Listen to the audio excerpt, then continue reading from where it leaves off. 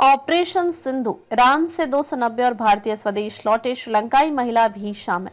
भारत सरकार द्वारा युद्धग्रस्त ईरान में फंसे भारतीय नागरिकों को सुरक्षित वापस लाने के लिए चलाए जा रहे ऑपरेशन सिंधु में सोमवार को एक और बड़ी सफलता मिली। ईरान से 290 यात्रियों को लेकर एक विशेष विमान सोमवार शाम नई दिल्ली के इंदिरा गांधी अंतर्राष्ट्रीय हवाई अड्डे पर उतरा। इन यात्रियों में एक श्रीलंकाई नागरिक भी शामिल है, जिन्हें भारत सरकार और श्रीलंका के दूतावास के संयुक्त प्रयासों से निकाला गया।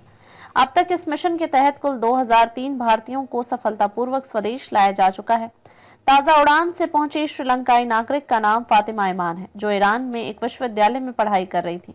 उन्होंने बताया कि जब उन्हें जानकारी मिली कि भारतीय छात्रों की निकासी हो रही है, तो उन्होंने श्रीलंका के दूतावास से संपर्क कर स्वदेश लौटने की इच्छा जताई। इसके बाद भारत और श्रीलंका के दूतावासों के समन्वय से उनकी वापसी का प्रबंध किया गया और वह सुरक्षित नई दिल्ली पहुंच सकी।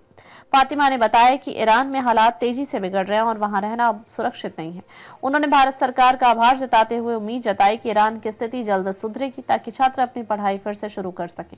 वापस लौटे यात्रियों में बिहार के सिवान जिले से सैयद वजी हैदर भी शामिल है। उन्होंने भारत पहुंचने के बाद कहा कि वे बहुत राहत महसूस कर रहे हैं और भारतीय होने पर गर्व है। उन्होंने इस पूरे निकासी अभियान के दौरान भारत सरकार और दूतावास द्वारा की गई व्यवस्थाओं की जमकर सराहना की। विदेश मंत्रालय के प्रवक्ता रणधीर जायसवाल ने सोशल मीडिया पर जानकारी दी कि सोमवार शाम 6:15 बजे दिल्ली पहुंचे इस विशेष विमान से कुल 290 भारतीय नागरिकों और एक श्रीलंकाई नागरिक को निकाला गया है।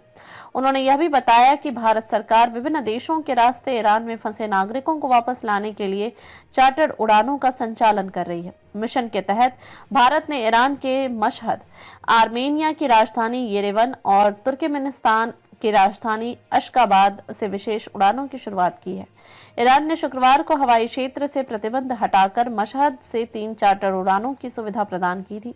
पहली उड़ान शुक्रवार रात को 290 भारतीयों को लेकर दिल्ली पहुंची थी। इसके बाद शनिवार को दोपहर 1 और उड़ान 310 यात्रियों के साथ भारत आई। इसके अलावा येरेवन और अशगाबाद से भी उड़ानों के जरिए भारतीयों को सुरक्षित निकाला गया है। अशगाबाद से उड़ान शनिवार सुबह भारत पहुंची।